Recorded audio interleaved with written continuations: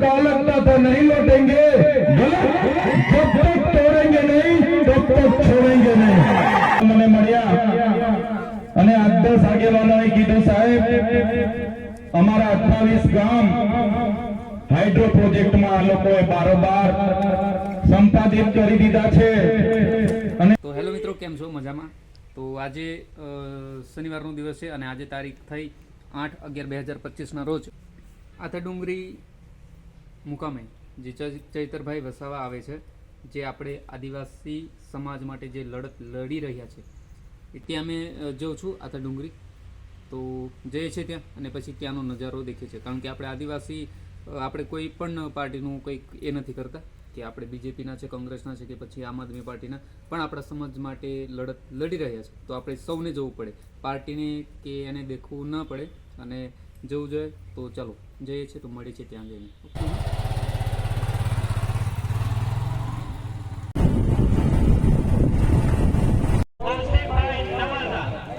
આથાડુંગરી ગામમાં આવ્યા એ મારા ભાઈઓ, તમને બધાને મારા ભાઈઓના રામ રામ, નવા વર્ષનો રામ રામ, મારા ભાઈઓને બધાને રામ રામ। એકતા ભણવું પડે એ આપણને એમ કરી રહ્યા આદિવાસી એટલે વનવાસી એટલે જંગલના રીસડા પાલો ખાવા વાળા છે નહીં, આ ભૂત વાળા આપણા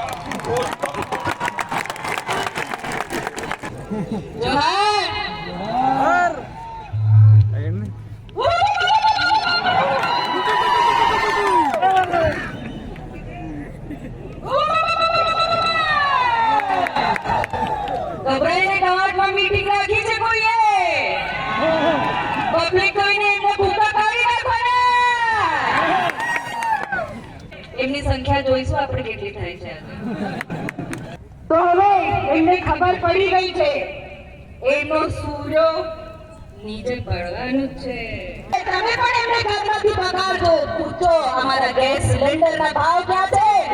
કસાપાનું કીધું તું કઈ છે ગેસ? આમ આદમી પાર્ટીમાં જોડાયા છે એવા આથાડુંગરી સરપંચ શ્રી એવા રતનસિંહભાઈ માટે આપણે જોરદાર તાળીઓ પાડી લઈએ। અહીં ઉપસ્થિત છે ત્યારે આ વિસ્તારના વડીલો, યુવાનો, માતા બહેનો અને તમામ સાધુ સંતો, મહંતો બધા જ લોકોને મારા નમન કરું છું, પ્રણામ કરું છું અને બધાને અભિવાદન કરું છું। થોડા દૂર ગામ વીજળી ગામે અમે હતા અને નસવાડી તાલુકાના, કંવાડ તાલુકાના 8-10 આગેવાને હાઇડ્રો પ્રોજેક્ટ આવવાનો છે। અમારા 28 ગામના લોકોને અહીંથી વિસ્થાપિત કરવા માટે સરકારે મન બનાવી લીધું છે। કલેક્ટર, એસપી, એમના પ્રાયોજના વહીવટદાર, એમના ડીસીએ, એમનું ખાણ ખનીજ વિભાગ, એમનું જીએમડીસી, જીઆઈડીસી અમારે ત્યાં આવે છે પોલીસને લઈને અને અમારા ગામડા અમારા ખાલી કરાવે છે। ત્યારે 28 ગામના લોકોને કેમ છો? તમે 28 ગામના માત્ર નથી, તમારી સાથે 1,25,00,000 આદિવાસીઓ પણ છે।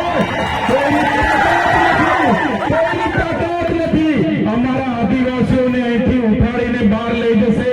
જે દિવસે આ ગુજરાતની ભાજપની સરકાર અમારા 28 ગામના આદિવાસીઓને ઉઠાડવા માટે આવશે, એ દિવસે ચૈતરભાઈ, રતનસિંહ, રાધિકાબેન રાઠવા, દિનુભાઈ રાઠવા, નરસિંહભાઈ રાઠવા, અમારા ભીંડાભાઈ રાઠવા, અમે પહેલા દંડો ખાઈશું, અમે પહેલા ગોળી ખાઈશું। તો મારા સાથીઓ, તમે અમારી સાથે રહેજો, ભારતીય જનતા પાર્ટીની સરકારને ઉખાડીને ફેંકી દઈશું। એનો ડેમો આવ્યો ત્યારે અમારા લોકોને વિસ્થાપિત કરી દીધા। તમે અહીંયા કોરિડોર આવ્યા, અમારા લોકોને વિસ્થાપિત કરી દીધા। અહીંયા આંબા ડુંગરમાં અમારા લોકોની જમીનો લઈ લીધી તમે, અહીંયા નેરના નામે જમીનો લઈ લીધી। હવે તમે અમારા ગામોને હાઇડ્રોજન પ્રોજેક્ટના નામે ઉઠાવવાની વાત કરો। એ ભૂપેન્દ્રભાઈ પટેલ હોય, હર્ષભાઈ સંઘવી હોય, એમને આ પવિત્ર ધરતી પરથી ચેલેન્જ કરું છું, અમારા 28 ગામના લોકોને હાથ લગાડી દો। અમારા 28 ગામના લોકોને હાથ લગાડીને બતાવો અમારો ઇતિહાસ, બિરસા મુંડા ભગવાન, પાટિયા મામા, ખાજિયા નાયક એમના વંશજો છે। જે દિવસે અમારા આદિવાસીઓને હેરાન કરશો એ દિવસે આ વિસ્તારમાં આર પારની લડાઈ અમે કરવા માટે હવે તૈયાર થઈ ગયા છે। જ્યારે આદિવાસીઓને જાગૃત કરવાનું કામ અમે કરીએ છીએ અમારા લોકોની અસ્મિતાની વાત કરીએ છીએ, અમારા યુવાનોની રોજગારની વાત કરીએ છીએ, આદિવાસીઓની વાત કરે એટલે આ સરકારને ગમતું નથી. આ ભાજપની 30 વર્ષની સરકારે મને દબાવવા માટે, મને તોડવા માટે એક વાર જેલમાં નાખી દીધો, બીજી વાર જેલમાં નાખી દીધો, ત્રીજી વાર જેલમાં નાખી દીધો અને મને દબાવ્યો. ભાજપમાં લઈ જવા માટે, તોડવા માટે મને ડરાવવામાં આવ્યો. ત્યારે ભૂપેન્દ્રભાઈ પટેલ એ હર્ષભાઈ સંઘવીને પણ કહેવા માંગુ છું, આ ચૈતરભાઈ વસાવા આદિવાસીનો દીકરો છે, આદિવાસીનો દીકરો છે. એ ડરવાનો નથી. કરારા જવાબ મિલેગા, કરારા જવાબ. સમય આવશે, કરારા જવાબ આપીશું અમે. હમણાં 30 તારીખે કેવડિયામાં દેશના વડાપ્રધાન મોદીજી આવ્યા. 31 તારીખે મોદીજીનો એકતા પરેડનો કાર્યક્રમ હતો અને આ લોકો 15 તારીખે ડેડિયાપાડામાં નરેન્દ્રભાઈ મોદીજીને ફરી ચૈતરભાઈ વસાવાની લડતને દબાવવા માટે લઈને આવે છે. લઈને આવે એનો મને જરાય વાંધો નથી.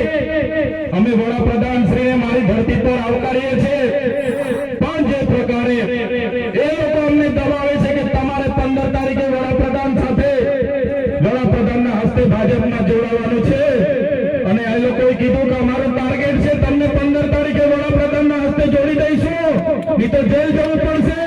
ત્યારે ભાજપના નેતાઓને કહેવા માંગુ છું, તમે 15 તારીખે અમને જોડવાની વાત તો દૂર, તાલુકા જિલ્લા પંચાયતની ચૂંટણી આવતા તમારા 1 લાખ કાર્યકરોને હું આમ આદમી પાર્ટીમાં જોડી દઈશ. પબ્લિક ભેગી કરવા માટે ડેડિયાપાડા, સાગબારા, વાલિયા, ઝઘડિયા, નેત્રંગ, નાંદોદ ગામડે ગામડે જાય છે. આ લોકો કહે છે તમારા ચૈતરભાઈ મોદી સાહેબના હસ્તે 15 તારીખે જોડાવાના છે, બધા આવી જજો, બધા જોવા આવજો. ત્યારે હું એમને કહેવા માંગુ છું, ચૈતરભાઈ ભાજપમાં જોડાવાના નથી, ચૈતરભાઈ ભાજપને તોડવાના છે, તોડવાના છે.